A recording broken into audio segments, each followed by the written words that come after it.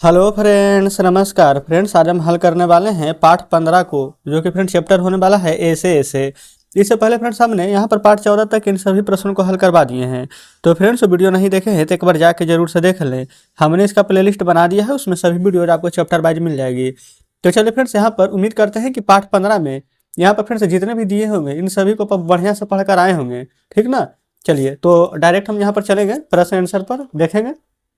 ये फ्रेंड्स यहाँ भी 2 पेज हैं। चलिए यहाँ पर फ्रेंड्स, यहाँ पर शब्दार्थ दिया गया है, ठीक है। तो शब्दार्थ भी यहाँ पर जानना भी फ्रेंड्स बहुत ही जरूरी है।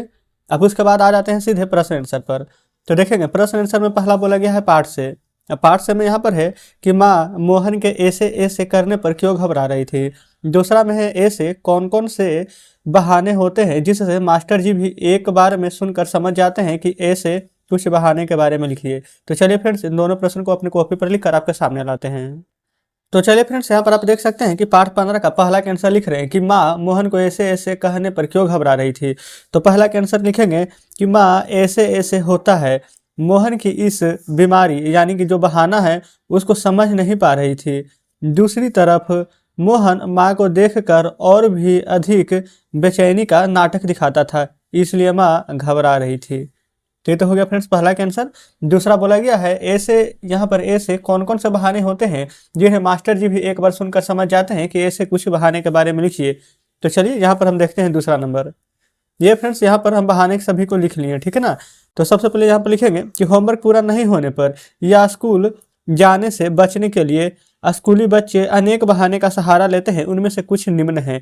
निम्न क्या क्या है? पहला, सिर दुखाना कि माथा दर्द कर रहा है। दूसरा कि पैर दर्द हो रहा है, तो सिर दुखना, पैर दर्द होना, पेट दुखना, सिर घूमना या चक्कर आना इत्यादि। ये सभी बहाने हैं जिसे यहाँ पर सुन करके मास्टर जी समझ जाते हैं।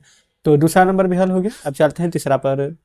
तो फ्रेंड्स दूसरा के बाद ना तीसरा नहीं है, डायरेक्ट यहाँ पर है पाठ से आगे। तो चलिए इसको हल करेंगे। तो पहला बोला गया है कि स्कूल के काम से बचने के लिए मोहन ने कई बार पेट में ऐसे ऐसे होने से बहाना बनाया। मान लो एक बार उसे सचमुच पेट में दर्द हो जाए और उसकी बातों पर लोगों ने विश्वास नहीं किया, तब मोहन पर क्या बीतेगी। तो चलिए देखते हैं पहला का आंसर। तो देखेंगे फ्रेंड्स, ये रहा पहला का आंसर। इसमें लिखेंगे कि सचमुच में यदि मोहन के पेट में दर्द हो जाए तो उसे दवा लाकर भी कोई नहीं देगा और वह पेट से कराहता रह जाएगा तथा अपने किए अपराध पर पछताएगा। ऐसा क्यों होगा? क्योंकि लोगों को तो लगेगा क्या कि ये तो बहाना ही कर रहा है, लेकिन फ्रेंड्स इस बार तो उसे सच में दर्द हो रहा है, ठीक ना। इसी के चलते हमें बहाना नहीं करना चाहिए। ये हो गया हमारा पहला का आंसर। चलिए अब यहाँ पर देखेंगे, बुक आपके सामने लाते हैं। दूसरा नंबर प्रश्न देखिएगा। ये फ्रेंड्स यहाँ पर है दूसरा नंबर प्रश्न। दूसरा में यहाँ पर बोला गया है ना कि पाठ में आए वाक्य लोचा लोचा फिरे हैं के बदले ढीला ढीला हो गया या बहुत कमजोर हो गया है लिखा जा सकता है, लेकिन लेखक ने संवाद में विशेषता लाने के लिए बोलियों को रंग ढंग का उपयोग किया है। इस पाठ में इस तरह की अन्य पंक्तियां भी है, जैसे इतनी नई नई बीमारियां निकली है, राम मारो बीमारियों ने तंग कर दिया है, तेरे पेट में तो बहुत बड़ी दाढ़ी है। अनुमान लगाइए इन पंक्तियों को दूसरे ढंग से कैसे लिखा जा सकता है। तो चलिए फिर से समझते हैं दूसरे नंबर को। तो देखेंगे फ्रेंड्स, ये रहा प्रश्न। इतनी नई नई बीमारियां निकली है, कितनी नई नई बीमारियां निकली है, इसको किस प्रकार से लिखा जा सकता है। जैसे कि इतनी नई नई बीमारियां निकली, तो इसको फ्रेंड्स आप लिख सकते हैं कि कितनी नई नई बीमारियां निकली है, ठीक है। बहुत सी नई नई बीमारियां निकली है, ठीक है। सभी फ्रेंड्स इसको लिख सकते हैं। राम मारी बीमारियों ने तंग कर दिया, इसको कैसे लिख सकते हैं कि छोटी छोटी बीमारियों ने तंग कर दिया है, या फिर अनेकों बीमारियों ने तंग कर दिया है। कोई दिक्कत नहीं है। अगला है, तुम तो बहुत बड़े बहानेबाज हो, तुम्हारे पेट में तो दाढ़ी है। जैसे कि तुम्हारे पेट में तो दाढ़ी है, इसको कैसे लिख सकते हैं कि तुम तो बहुत बड़े बहानेबाज हो। क्या कोई दिक्कत नहीं है? तो इस प्रकार से दूसरा नंबर हमने हल कर लिए हैं। तीसरा नंबर प्रश्न हम आपको पढ़कर बताते हैं, ठीक ना। बुक अपने सामने देखिएगा। बोला गया है ना कि मान लीजिए कि आप मोहन की तबीयत पूछने जाते हैं, ठीक है, और आप अपने और मोहन के बीच की बातचीत को संवाद के रूप में लिखिए। तो चलिए देखिए किस प्रकार से लिखेंगे यहाँ पर तीसरे नंबर प्रश्न को, ठीक ना। यह यहाँ से फ्रेंड तीसरा नंबर प्रश्न है। सबसे पहले हम बोलेंगे ना मतलब कि क्या लिखेंगे, कहेंगे हेलो मोहन, कहो तबीयत खराब हो गई है। मोहन बोलेगा नहीं, मेरे दोस्त ऐसे ऐसे केवल हो रहा है। तो खुलकर बोलो, ऐसे ऐसे का अर्थ तो यूं ही होता है। फिर क्या तुम्हारा काम पूरा नहीं हुआ है? तो मोहन, मेरे प्यारे दोस्त, यही तो हमारी बीमारी है।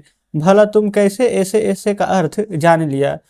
यूं ही मुझे भी कभी कभी ऐसे ऐसे हो जाता है, ठीक ना। चलिए फिर उसके आगे बोलेंगे जब स्कूल काम को छुट्टी में पूरा नहीं करता हूँ तो दोनों ठहाते लगाते हैं। ठीक है, कोई दिक्कत नहीं। तो इस प्रकार से हमने तीसरा का उत्तर लिख लिया है। चलिए आगे बढ़ेंगे।